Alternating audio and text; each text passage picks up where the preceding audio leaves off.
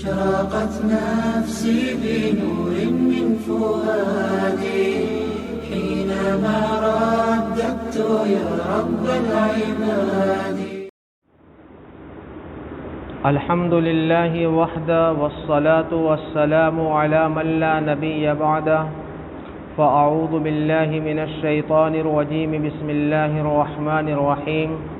ولا تباشروهن وأنتم عاكفون في المساجد. صدق اللہ العظیم.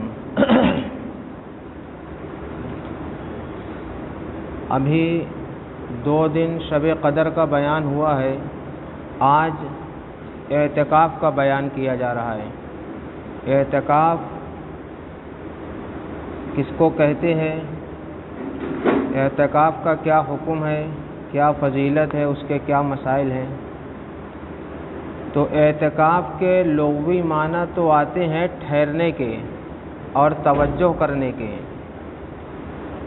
تو اعتکاف کو اعتکاف اسی لیے کہا جاتا ہے کیونکہ بندہ اللہ کے گھر میں ٹھہرتا ہے اور بندہ مسجد میں رہ کر اللہ تعالیٰ کی طرف متوجہ ہوتا ہے. اسی لیے اعتکاف کو اعتکاف کہا جاتا ہے. اور یہ اعتکاف ہر جگہ نہیں ہوتا. یعنی کسی بھی مسجد میں بیٹھ جائے، کسی بھی جگہ پہ بیٹھ جائے تو وہ اعتکاف نہیں کہلائے گا، بلکہ اعتکاف کے لیے شرط ہے کہ ایسی مسجد ہو جہاں 5 وقت کی نماز باجماعت ادا کی جاتی ہو. ایسی مسجد جو زمانے سے بند پڑی ہے، جہاں نماز نہیں ہوتی، اذان نہیں ہوتی ہے، تو وہاں اعتکاف کرنے کی ضرورت نہیں ہے. اعتکاف ایسی مسجد میں ہوگا جہاں 5 وقت کی نماز ادا کی جاتی ہے. یہ ضروری ہے. دوسری چیز یہ بھی ضروری ہے کہ رمضان کا آخری عشرہ ہو. تو اعتکاف 3 طرح کا ہوتا ہے. ایک اعتکاف ہوتا ہے رمضان کے اخیر عشرہ میں. اس اعتکاف کو کہتے ہیں سنت علی الکفایہ، یعنی یہ سنت بھی ہے اور کفایہ بھی ہے. سنت علی الکفایہ کا مطلب یہ ہوتا ہے کہ جس محلے میں 5 وقت کی نماز جس مسجد میں ہو رہی ہے، اگر اس محلے کا کوئی 1-2 شخص بھی بیٹھ جائے تو سب کے اوپر سے یہ سنت ادا ہو جائے گی. سب پورے محلے کو بیٹھنے کی ضرورت نہیں ہے. یہ الگ بات ہے کہ جتنے زیادہ سے زیادہ لوگ بیٹھیں اتنا زیادہ اللہ کی رحمت اور برکتیں نازل ہوں گی.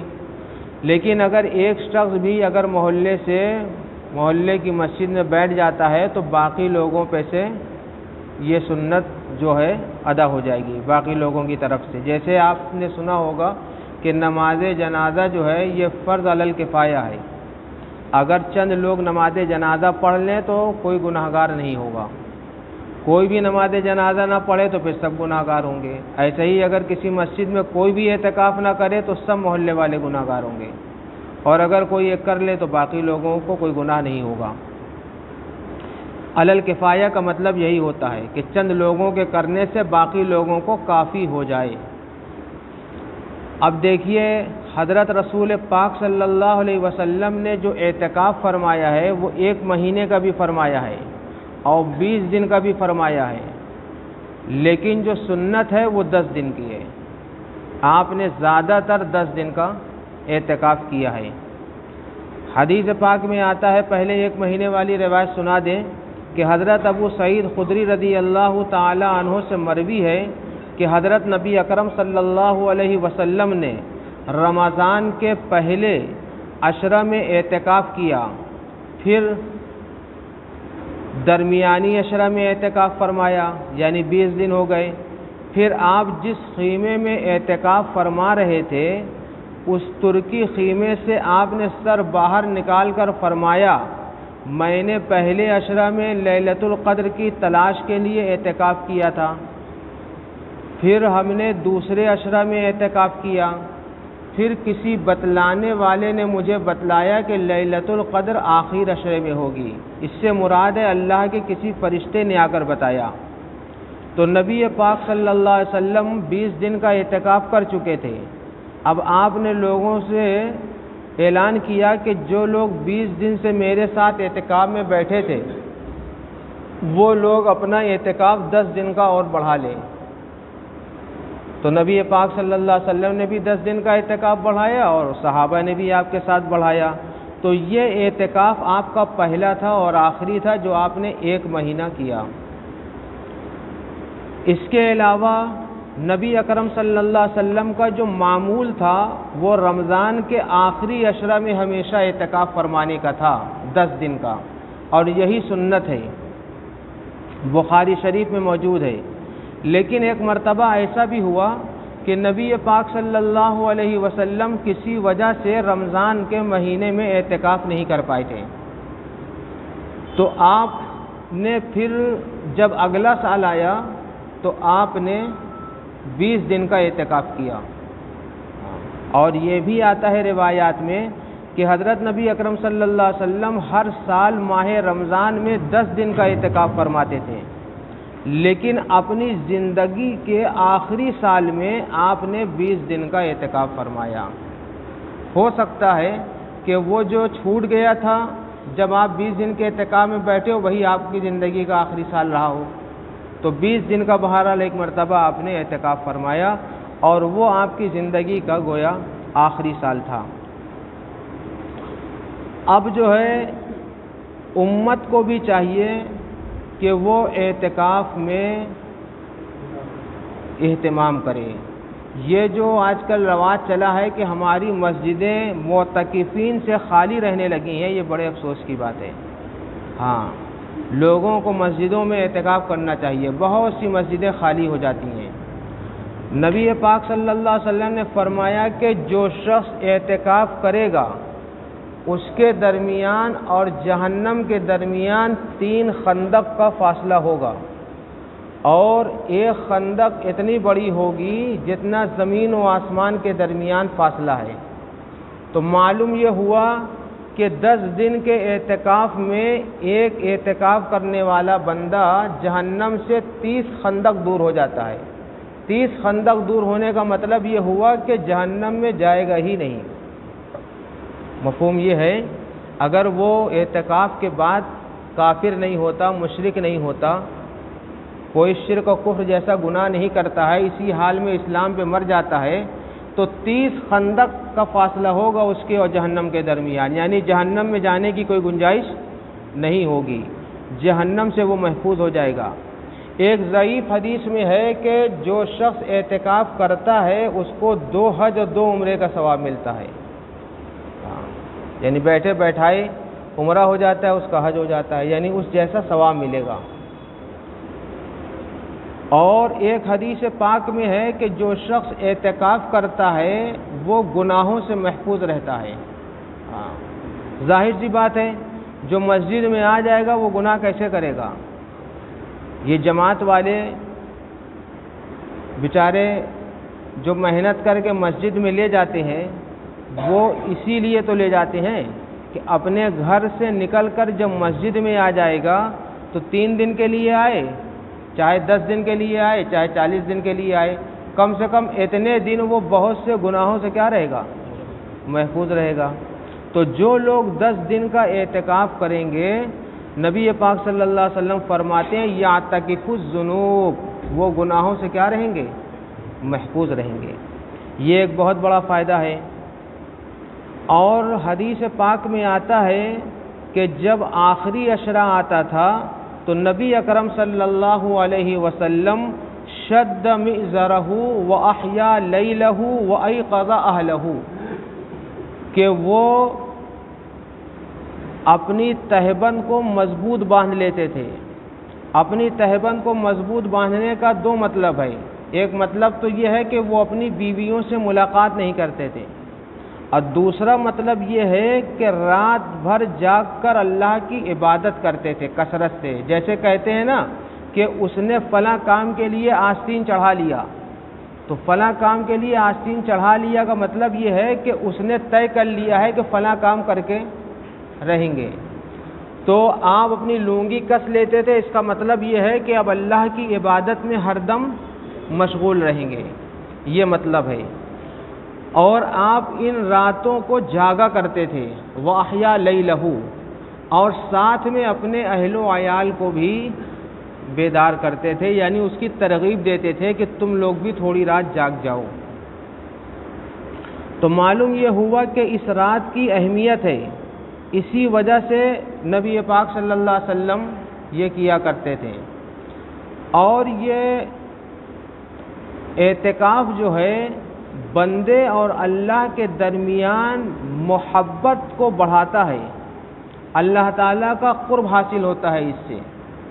محبت کے بہت سے طریقے ہوتے ہیں، جب کوئی کسی سے محبت کرتا ہے تو اس محبت میں بہت سی دقتیں اور پریشانیاں آتی ہیں، وہ ان سب کو برداشت کرتا ہے۔ تو اللہ پاک بھی اپنے بندوں سے اپنی محبت کا اظہار چاہتے ہیں۔ چنانچہ پہلی رمضان میں جتنی بھی محبت کی منزلیں ہیں سب طے ہوتی ہیں۔ محبت کی ایک منزل تو ہے نماز، دوسری منزل ہے محبت کی روزہ، اور تیسری منزل ہے محبت کی زکوٰۃ، اور چوتھی منزل ہے محبت کی حج۔ تو اب رمضان کے مہینے میں محبت کی یہ سب منزلیں طے ہوتی ہیں۔ پہلی منزل طے ہوتی ہے کہ اللہ کا جو عاشق ہوتا ہے، اللہ کا چاہنے والا، وہ مسجد میں 5 وقت آتا اور جاتا ہے، اپنی محبتوں کا اظہار کرتا ہے۔ بہت سے لوگ ایسے ہیں جو 11 مہینے نہیں آتے لیکن رمضان میں اللہ کی محبت میں آتے اور جاتے ہیں۔ پھر اللہ ہی کی محبت کا ایک تقاضا یہ بھی ہے کہ آدمی اللہ کے لیے بھوکا اور پیاسا رہے، چنانچہ پھر وہ روزہ رکھتا ہے اللہ کی محبت میں، اور بھوکا بھی رہتا ہے اور پیاسا بھی رہتا ہے۔ یہ اظہار محبت ہے۔ کتنے لوگ عشق و محبت میں دیوانے رہتے ہیں، بھوکے پیاسے رہتے ہیں، کھانے کا ہوش نہیں رہتا ہے، ان کے ماں باپ کہتے رہتے ہیں کھا لو، وہ نہیں کھاتے ہیں۔ تو بندہ جو اللہ کا عاشق ہوتا ہے وہ اظہار کرتا ہے روزہ رکھ کے کہ میں آپ کی محبت میں بھوکا بھی ہوں اور پیاسا بھی ہوں۔ اور پھر محبت ہی کا ایک راستہ ہے کہ انسان کو جب کسی سے محبت ہوتی ہے تو اس کے لیے اپنا مال کیا کرتا ہے؟ خرچ کرتا ہے۔ تو بہت سے مسلمان ایسے ہیں جو زکوٰۃ نکالتے ہیں اسی مہینے میں، تو وہ مال خرچ کر کے اللہ کی محبت کا کیا کرتے ہیں؟ اظہار کرتے ہیں۔ اور اللہ کی شان دیکھیے کہ مالداروں پر زکوٰۃ واجب تھی، اور مالدار جو ہے محبت کا اظہار کر لے رہے تھے زکوٰۃ دے کر۔ تو اللہ تعالیٰ نے رمضان کے آخری دن میں صدقہ فطر کی اجازت دے دی کہ اگر کوئی غریب سے غریب آدمی بھی اظہار محبت کرنا چاہے تو 50-60 روپیہ ہی نکال کے کر دے۔ سمجھے؟ یہ اللہ تعالیٰ کی طرف سے چھوٹ ہے ان لوگوں کے لیے بھی جو مالدار نہیں ہیں۔ اسی وجہ سے صدقہ فطر کے لیے زیادہ شرط نہیں ہے مالداری کی، اور وہ بچوں کی طرف سے بھی نکالا جاتا ہے، ہر ایک کی طرف سے نکالا جاتا ہے۔ تو یہ بھی پیسہ خرچ کرنا اظہار محبت ہے۔ اگر آپ کے ہاں کوئی مہمان آئے اور آپ اس کے لیے کچھ خرچ نہ کریں، وہی باسی روٹی آپ دے دیں اور ایسے ہی اس کو دال اور سبزی کھلا دیں، تو یہ آپ نے مہمان کے ساتھ مہمانی کا حق ادا نہیں کیا، آپ کنجوس میزبان ہیں۔ ہاں، آپ کو جو ہے حق ادا کرنا چاہیے۔ تو گویا اللہ کی محبت کی جو منزلیں ہیں وہ زکوٰۃ اور صدقات سے طے ہوتی ہیں۔ اب ایک اور محبت کی منزل ہے جو باقی رہ جاتی تھی، وہ یہ ہے کہ انسان کسی کی محبت میں اپنا گھر بار سب کچھ چھوڑ دیتا ہے، اپنے بیوی بچوں کو چھوڑ دیتا ہے کسی کی محبت میں جب گرفتار ہو جاتا ہے۔ تو اللہ تعالی نے اس کے لیے حج فرض کیا ہے۔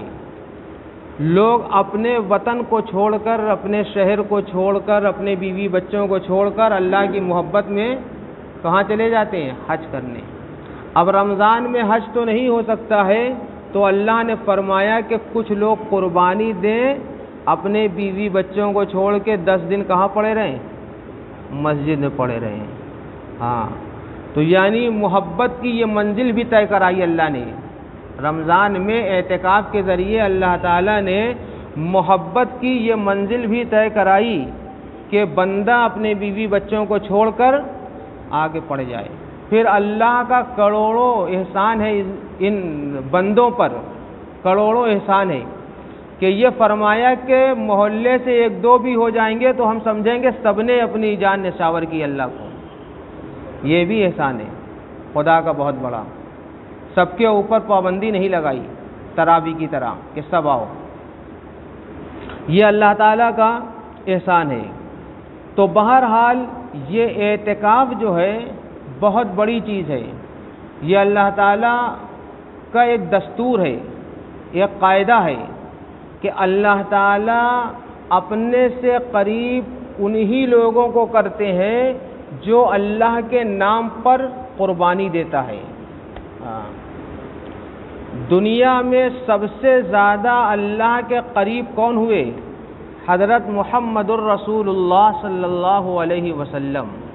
کیوں ہوئے؟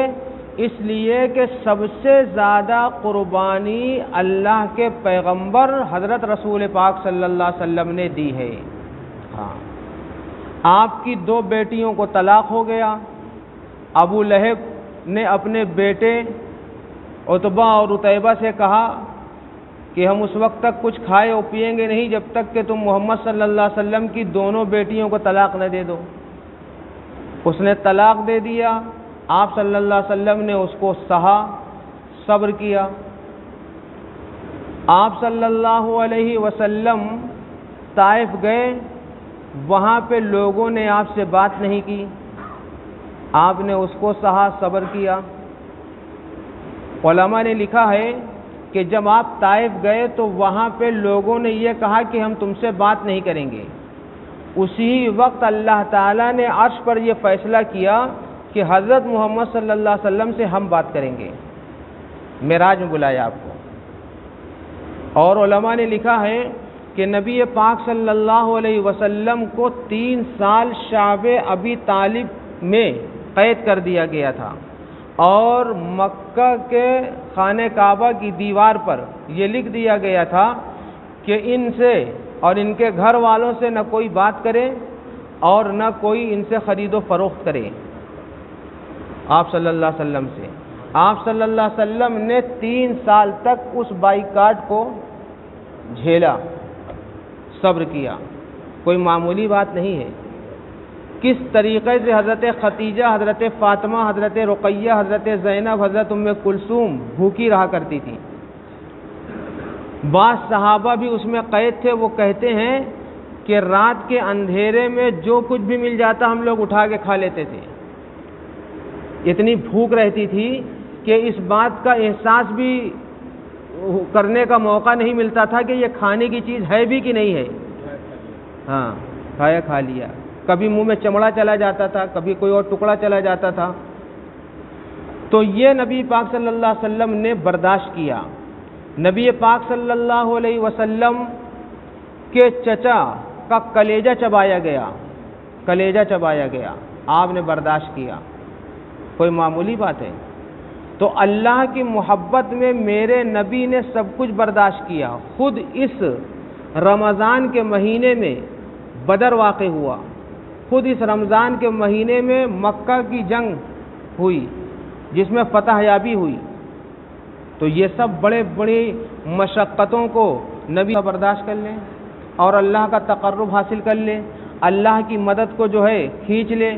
حدیث پاک میں ہے کہ نبی کریم صلی اللہ علیہ وسلم آخری عشرے میں جتنی محنت کرتے تھے اتنی کسی اور موقع پر محنت نہیں کرتے تھے۔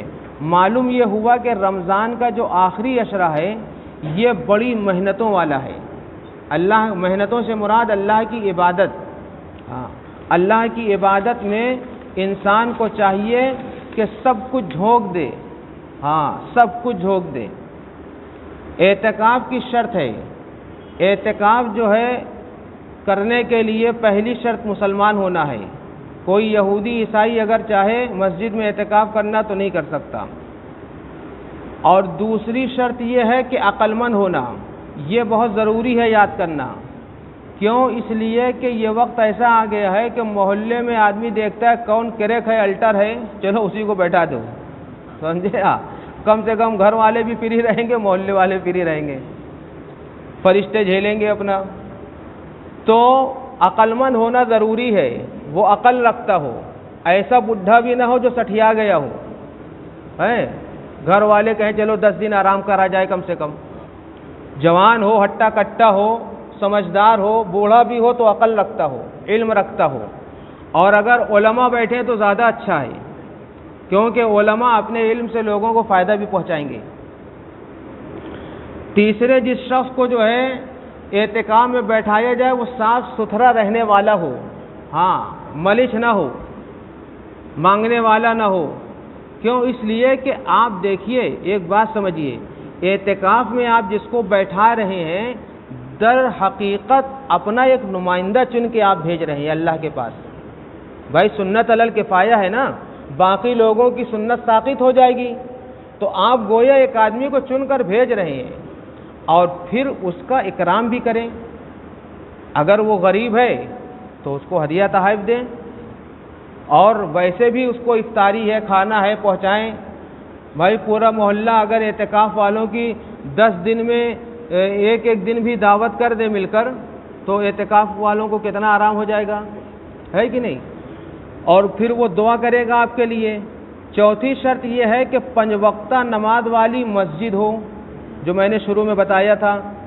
اور 5ویں شرط یہ بھی ہے کہ جو مسجد میں مرد اعتکاف کرے گا وہ اعتکاف کی نیت بھی کرے، ہاں یعنی اعتکاف کی نیت سے باقاعدہ بیٹھے۔ اور اعتکاف کے اندر بیٹھنے کے بعد کرنا کیا ہے اس کو سمجھیے، نیکی کا کام کرے، اچھی باتیں لوگوں کو سمجھائے، خود قرآن پاک کی زیادہ سے زیادہ تلاوت کرے، اور جتنی بھی ذکر ہے اللہ کا، پہلا کلمہ، تیسرا کلمہ، ان سب کا ذکر کرے، درود شریف کثرت سے پڑھے، صلاۃ التسبیح ہو سکے تو پڑھے، نفل نمازوں کا اہتمام کریں، قرآن کریم کی تلاوت کریں، شب قدر کی جو راتیں آئیں تاک اس میں خاص طور پر جاگیں۔ یہ نہیں کہ پردہ ڈال دیا پبلک کو سمجھانے کے لیے کہ ہم پردے میں کیا کر رہے ہیں، عبادت کر رہے ہیں، اور پردہ ڈال کے حضرت والا کیا کر رہے ہیں، سو رہے ہیں، اور یا بڑھیا بڑھیا کھا پی رہے ہیں، سمجھے آپ؟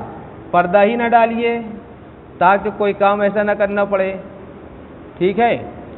تو اس میں بہت سے لوگ پردہ ڈالتے کھانے پینے کے لیے، اگر کھانے پینے کی غرض سے پردہ ڈالا گیا تو یہ پردہ غلط ہے۔ اگر عبادت میں خشوع و خضوع کے لیے ڈالا گیا ہے پردہ تو پھر اچھی بات ہے۔ ایک ہی چیز کے 2 رخ ہو جاتے ہیں شریعت میں، نیت سے جو ہے اور عمل سے جو ہے فرق آ جاتا ہے۔ لہذا ان چیزوں کا اعتکاف کرنے والے کو اپنے اعتکاف میں کیا کرنا چاہیے، خیال کرنا چاہیے۔ اللہ تعالی ہمیں اور آپ کو جو ہے عمل کی توفیق عطا فرمائے۔ اشرقت نفسی بنور من فؤادی حينما رددت يا رب العباد وانتشت روحي وصار الدمع يجري يا إلهي خذ بقلبي للرشاد